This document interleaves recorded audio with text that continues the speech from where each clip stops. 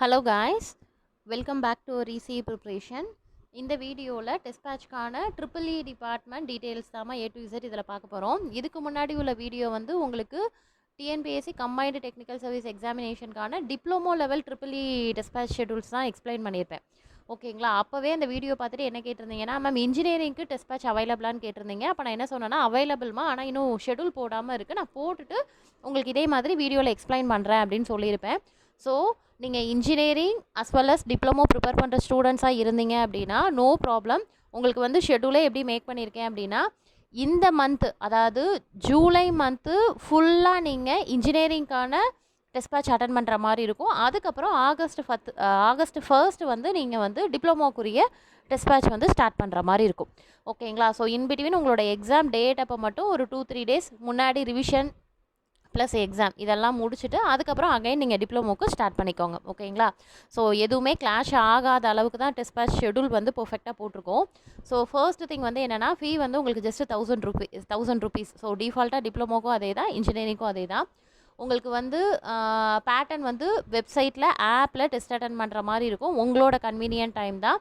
Just டைமரோட நீங்கள் முதல்ல உங்களோட டீட்டெயில்ஸ் எனக்கு கொடுத்துட்டீங்க அப்படின்னா நாங்கள் உங்களோட டீட்டெயில்ஸ் அப்லோட் பண்ணிவிட்டு ஆஃப்டர் பேமெண்ட் அக்சஸ் கொடுத்துருவோம். டிஃபால்ட்டாக நீங்கள் என்ன பண்ண வேண்டியதான் அப்படின்னா, ஜஸ்ட்டு ஸ்டார்ட் டெஸ்ட்டு கொடுத்து நீங்கள் டெஸ்ட் அட்டன் பண்ண வேண்டியதான். ஒன்ஸ் வந்து ஃபஸ்ட் அட்டெம்ப்ட் தான் கொடுக்க முடியும். ஒன்ஸ் டெஸ்ட்டு ஸ்டார்ட் பண்ணிட்டீங்க அப்படின்னா ஃபுல்லாக எண்டிங் வரைக்கும் கம்ப்ளீட் பண்ணிட்டு தான் டெஸ்ட்டை கம்ப்ளீட் பண்ணுற மாதிரி இருக்கும். ஓகேங்களா, தென் அதுக்கு அடுத்தது கரெக்டாக எப்படி ஈசிக்கு ஜூலை மந்த்து ஃபர்ஸ்ட்டு ஸ்டார்ட் பண்ணுறோமோ அதே தான் EEEக்கும் ஸ்டார்ட் பண்ணுறோமா. ஸோ முதல்ல ஷெடியூல் என்னங்கிறத பார்த்துடலாம். அதுக்கு முன்னாடி பார்த்தீங்க அப்படின்னா, உங்களுக்கு சப்ஜெக்ட் டெஸ்ட்டு வந்து 43 சப்ஜெக்ட் டெஸ்ட்டும் 4 மார்க் டெஸ்ட்டும் வருது. இதில் கொஷின்ஸ் பார்த்தீங்க அப்படின்னா ஓவராலாக 3000 கொஷின்ஸ். டிப்ளமோக்கு கூட பர்ஃபெக்டாக 2000 கொஷின்ஸுங்கிற மாதிரி வச்சுருந்தோம். அதாவது ஒரு யூனிட்க்கு 200 அப்படிங்கிற மாதிரி 2000 கொஷின்ஸ் வச்சுருந்தோம். பட் ஆனால் உங்களோட 400 சிலபஸில் பர்டிகுலராக உங்களுக்கு என்ன பண்ணியிருக்காங்க அப்படின்னா, யூனிட்டில் வந்து ஒவ்வொரு யூனிட்டுக்கும் வெரைட்டி ஆஃப் கொஷின்ஸ், அதாவது ஃபஸ்ட் யூனிட்டாக இருந்தால் உங்களுக்கு 25, அதுக்கு அடுத்தது 20, 15 இந்த மாதிரி இருக்கிறதுனால பேஸ்டான உங்களோட சிலபஸோட கொஷின்ஸை பொறுத்து தான் நான் ஷெடியூல் போட்டிருக்கேன். அதையும் நான் ஓப்பனாக சொல்லிடுறேன். இப்போ ஃபஸ்ட்டு வந்து பார்த்தீங்க அப்படின்னா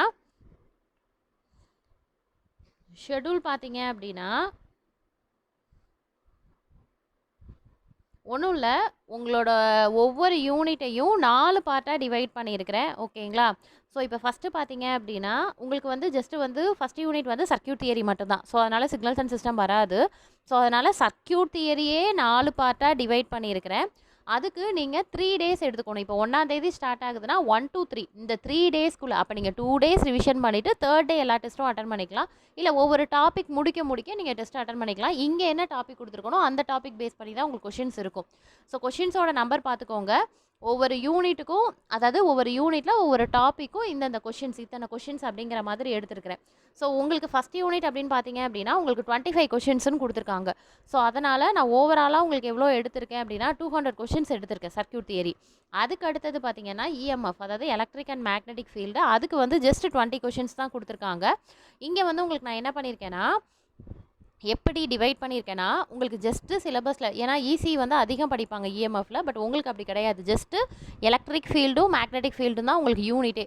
ஸோ அப்போ எலக்ட்ரிக் ஃபீல்டையே வந்து 2 டைம் நீங்கள் டெஸ்ட் எழுதுகிற மாதிரி இருக்கும், 50-50 கொஷின்ஸாக. அதே மாதிரி மேக்னெட்டிக் ஃபீல்டையும் 2 டைமாக நீங்கள் டெஸ்ட் எழுதுகிற மாதிரி இருக்கும். ஓகேங்களா, அதுக்கு நெக்ஸ்ட்டு 3 டேஸில் நீங்கள் செகண்ட் யூனிட் முடிப்பீங்க. 3rd யூனிட் வந்து எம்என்டைக்கு வந்து உங்களுக்கு எம்என்டை ஆஸ் யூஷுவல் உங்களுக்கு 20 கொஷின்ஸ் தான் கொடுத்துருக்காங்க. ஸோ என்னென்ன பார்ட்டாக டிவைட் பண்ணியிருக்கேன்னா 4 பார்ட்டாக டிவைட் பண்ணியிருக்கோம். ஒவ்வொரு பார்ட்டுக்கும் 50-50 கொஷின்ஸ் அப்படிங்கிற மாதிரி எடுத்துருக்குறோம். ஓகேங்களா, தென் அதுக்கு அடுத்தது கண்ட்ரோல் சிஸ்டம் டிஃபால்ட்டாக, ஏன்னா இது 4 பார்ட் டிவைட் பண்ண முடியாதுங்கிறதுனால டோட்டலாக உங்களுக்கு 5 பார்ட்டாக டிவைட் பண்ணியிருக்கிறேன். ஆனால் உங்களுக்கு இதில் கொஷின்ஸ் அப்படின்னு பார்த்தீங்க அப்படின்னா உங்களுக்கு வந்து ஜஸ்ட்டு 15 கொஷின்ஸ் தான் கொடுத்துருக்காங்க. ஓகேங்களா, 15 கொஷின்ஸு. இதில் வந்து உங்களுக்கு எவ்வளோ கொஷின்ஸ் கவர் ஆகும் அப்படின்னா 250 கொஷின்ஸ் கவர் ஆகும். ஏன்னா 5 பார்ட்ஸாக டிவைட் பண்ணியிருக்கிறதுனால 250 கொஷின்ஸ் கவர் ஆகும். அதுக்கு அடுத்தது மிஷின்ஸ் வந்து உங்களுக்கு அதிகமாகவே சொல்லியிருக்காங்கம்மா, 25 கொஷின்ஸ் கேட்போம் அப்படின்ட்டு. ஸோ அதனால் நான் உங்களுக்கு எப்படி ஸ்ப்ளிட்டப் பண்ணியிருக்கேன்னா 250 கொஷின்ஸுக்கு ஸ்ப்ளிட்டப் பண்ணியிருக்கேன். 4 பார்ட்டாக டிவைட் பண்ணி டோட்டலாக 250 கொஷின்ஸுக்கு வந்து மிஷின்ஸுக்கு போட்டிருக்கோம். அதுக்கு அடுத்த யூனிட் வந்து பார்த்தீங்க அப்படின்னா பவர் சிஸ்டம் வந்து 30 கொஷின்ஸு. ஸோ அதனால் உங்களுக்கு என்ன கொடுத்துருக்கேன் அப்படின்னா 250 கொஷின்ஸு 4 பார்ட்டாக டிவைட் பண்ணியிருக்கோம். இந்த அனலாக் அண்ட் டிஜிட்டல் எலக்ட்ரானிக்ஸ் ஆக்சுவலாக இது 2 பார்ட்டாக டிவைட் பண்ணியிருக்கேன். ஏன்னா அனலாக் தனியாக படிப்பீங்க, டிஜிட்டல் தனியாக படிப்பீங்கன்னு. ஆனால் டைமிங் வந்து இந்த யூனிட்டை நீங்கள் 3 டேஸ் தான் முடிக்கணும். அனலாக எத்தனை பார்ட்டாக டிவைட் பண்ணியிருக்கேன் அப்படின்னா 2 பார்ட்டாக டிவைட் பண்ணியிருக்கேன். அதாவது பேசிக்ஸ் வந்து ஒரு பார்ட்டாகவும், தென் அதுக்கு அடுத்தது அதோட அப்ளிகேஷன்ஸ் வந்து உங்களுக்கு செகண்ட் பார்ட்டாகவும் அனலாகில் கொடுத்துருக்கேன். டிஜிட்டலில் அதே மாதிரி 3 பார்ட்டாக டிவைட் பண்ணி காம்பினேஷனல், சீக்வென்ஷியல், ரிமைனிங் திங்ஸ் எல்லாம் ஒரு பார்ட்டாக கொடுத்துருக்குறோம். ஓகேங்களா? இதில் என்ன ஹைலைட்னா அனலாக் அண்ட் டிஜிட்டல் எலக்ட்ரானிக்ஸுக்கு உங்களோட சிலபஸில் ஜஸ்ட்டு 15 கொஷின்ஸ் தான். ஆனால் நான் வந்து இங்கே உங்களுக்கு எவ்வளோ கொடுத்துருக்கேன் அப்படின்னா ஜஸ்ட்டு உங்களுக்கு 100, 200, 300, 400 கிட்ட கொடுத்துருக்கேன். ஆக்சுவலாக ரீசன் என்ன அப்படின்னா நம்ம ட்ரிபிள் ஆஸ்பிரன்ஸ் வந்து உங்களோட கோர் பேப்பர் கூட நீங்கள் பர்ஃபெக்டாக முடிச்சிருவீங்க. பட் இசிஇ பேப்பர்ஸ் வந்து கொஞ்சம் ஸ்ட்ரகிள் ஆகுறதுனால மேபி நம்மளோட டெஸ்ட் பேட்ச் வந்து டெஸ்ட்டை அட்டன் பண்ணுறதையும் தாண்டி நிறைய கொஷின்ஸ் வந்து படிக்கிறதுக்கு ஹெல்ப்ஃபுல்லாக இருக்கும். ஏன்னா மெயினாக ட்ரிபிள் ஆஸ்பிரன்ஸ் அப்ரோச் பண்ணுற ரீசனே என்னென்னா மேம் இந்த அனலாக் டிஜிட்டல் கூட படிச்சிருவோம், இந்த அனலாக் எலக்ட்ரானிக்ஸ் அப்படிங்கிற மாதிரி சொல்லுவீங்க. அதனால் உங்களுக்கு இந்த இசிஇ பேப்பர்ஸ்க்கு கொஷின்ஸ் அதிகமாக கொடுத்துருக்கேன். உங்களோட சிலபஸ் வைஸ் ஜஸ்ட்டு 15 கொஷின்ஸ் தான்.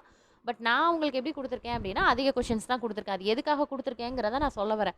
ஏன்னா கோர் பேப்பர் நீங்கள் டிஃபால்ட்டாக எல்லா காம்படிட்டிவ் எக்ஸாம்ஸ்க்கும் ப்ரிப்பேர் பண்ணுறது தான்.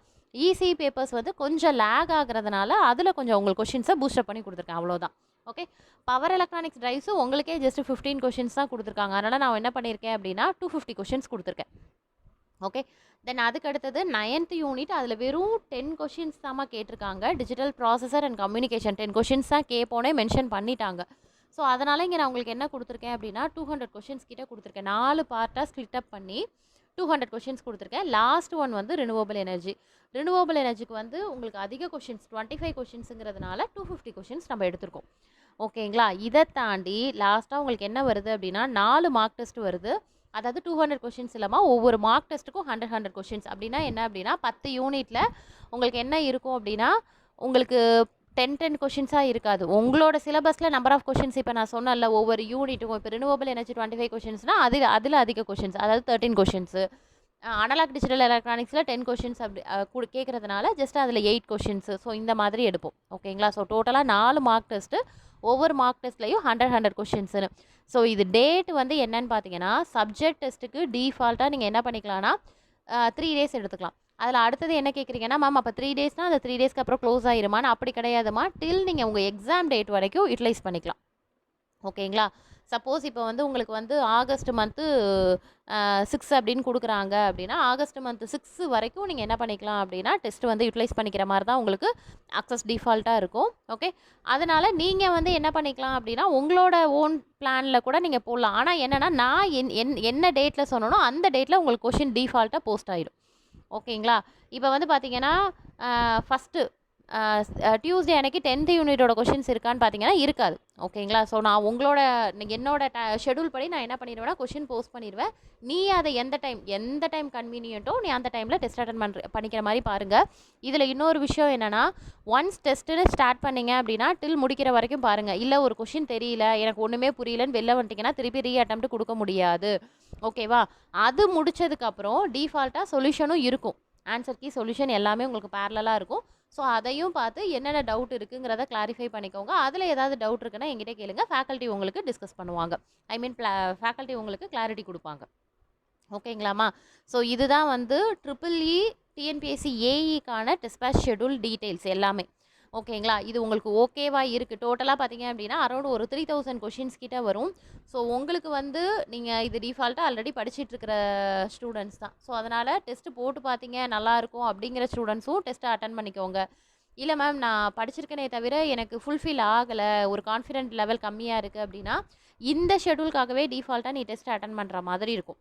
ஓகேங்களா? ஸோ அதனால் நீங்கள் என்ன பண்ணுங்கள் அப்படின்னா அகைன் நீங்கள் இதை டெஸ்ட்டு போடும்போது அகைன் நீங்கள் என்ன பண்ணுற மாதிரி இருக்கும்னா ரிவிஷன் பண்ணுற மாதிரி இருக்கும். ஸோ டிஃபால்ட்டாக இந்த சப்ஜெக்டை படித்து 3 நாளைக்கு நீங்கள் இது வரைக்கும் படிச்சிட்டிங்க. ஓகே, இதுக்கப்புறம் அப்படிங்கும் போது டைம் ரொம்ப கம்மியாக இருக்குமா? ஓகேங்களா? ஸோ அதனால் ஜஸ்ட்டு நீங்கள் என்ன பண்ணுங்கள் அப்படின்னா 3 days ஒன்ஸ் அப்படிங்கிற மாதிரி சப்ஜெக்ட் எடுத்து ப்ரிப்பேர் பண்ணுற மாதிரி பாருங்கள். ஈவன் நீங்கள் டெஸ்ட்டே போடலைனாலும் சொல்கிறேன். இப்போ என்கிட்ட கேட்பாங்கல்ல மேம் எனக்கு ஸ்ட்ராட்டஜி சொல்லுங்கள், பிளான் சொல்லுங்கள் அப்படின்னு கேட்குறவங்களுக்கு நான் அதை தான் சொல்கிறேன். ஏன்னா இன்ஜினியரிங்கை பொறுத்த வரைக்கும் உங்களுக்கு சாலிடாக 1 மந்த் தான் இருக்குது. ஸோ அதனால் இதுக்கப்புறமும் இது இது இது வரைக்கும் என்ன படிச்சுட்டு இருக்கீங்கன்னு தெரில. இதுக்கப்புறம் எப்படி பண்ணுங்க அப்படின்னா 3 டேஸ் ஒன்ஸு ஒவ்வொரு சப்ஜெக்ட் அப்படிங்கிற மாதிரி எடுத்தீங்க அப்படின்னா டெஃபினட்டாக ஜூலை மந்த் எண்டு கம்ப்ளீட் பண்ணலாம். அப்போ 3 டேஸ் ஒன்ஸ் நீ எப்படி டெக்னிக்கல் எடுக்கிறியோ அதே மாதிரி 3 டேஸ் ஒன்ஸ் பாலிட்டியில் இந்த யூனிட்டு, ஹிஸ்ட்ரியில் இந்த யூனிட்டு, ஆப்டிடியூடில் இந்த சாப்டரு, ஸோ இந்த மாதிரி பேரலாக ரிவிஷன் பண்ணிங்க அப்படின்னாலே பக்காவாக நம்ம என்ன பண்ணிடலாம்னா கம்ப்ளீட் பண்ணிடலாம். அப்போ நீங்கள் 30ல் கம்ப்ளீட் பண்ணுவீங்க, ஜூலை மந்த் எண்டில் 30ல் கம்ப்ளீட் பண்ணுவீங்க. அதுக்கப்புறம் டெஃபினட்டாக உங்களுக்கு இருக்கும், ஏன்னா எக்ஸாம் டைம் உங்களுக்கு எக்ஸாம் ஆப்டாக என்னைக்குங்கிறது தெரியல, அது ஹால் டிக்கெட் வந்தால் தானே தெரியும். ஸோ அதனால் அது வரைக்குமே நீங்கள் என்ன பண்ணிக்கலாம் அப்படின்னா படித்ததை ரிவிஷன் பண்ணிக்கலாம். ஓகேங்களா? ஸோ இதுக்கப்புறமும் என்ன பண்ணுங்க அப்படின்னா படிச்சுக்கிட்டே இருக்காமல் ரிவிஷன் பண்ணுற மாதிரி ப்ராக்டிஸ் பண்ணுற மாதிரி பாருங்கள். அதே மாதிரி இப்போ டெஸ்ட் பேட்சில் நீங்கள் வில்லிங்காக இருக்கீங்க, ஜாயின் பண்ணணும்னு நினைக்கிறீங்க அப்படின்னா நீங்கள் ஜஸ்ட்டு டேரெக்டாகவே ஜாயின் பண்ணிடுங்கம்மா. ஓகேங்களா? ஸோ இப்போ நீங்கள் ஜாயின் பண்ணுறீங்க அப்படின்னா டேரெக்டாகவே ஜாயின் பண்ணிடுங்க. நான் உங்களுக்கு என்ன கொடுப்பேன் அப்படின்னா ப்ரொசீஜர் சொல்லுவேன், என்னென்ன ப்ரொசீஜர்னு கோர்ஸ் டீட்டெயில் கேட்போம். நீங்கள் அதை கொடுத்தீங்கன்னா தான் நான் வெப்சைட்டில் அப்லோட் பண்ணதுக்கப்புறம் உங்களுக்கு அக்சஸ் வரும். ஓகேங்களா? தென் அதுக்கு அடுத்தது இல்லை மேம் நான் ஷெடியூல் பார்க்கணுன்னா இந்த ஷெடியூல் தான் உங்களுக்கு அமுச்சு விடுவேன். நீங்கள் பார்த்துட்டு உங்களுக்கு இதெல்லாம் கன்வீனியண்ட்டாக இருந்தது அப்படின்னா ஜாயின் பண்ணிக்கோ. Okay, thank you.